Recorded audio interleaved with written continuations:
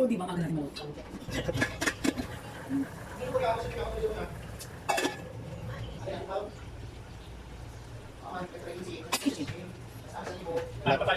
Maitim po talaga yung kala namin kasi huli naman. Mga Pakistani yata yung dyan yung nag-ano dito sa kapo.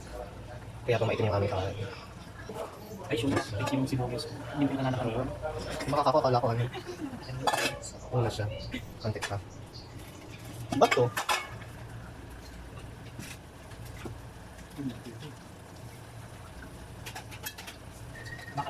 Oo. Okay na to.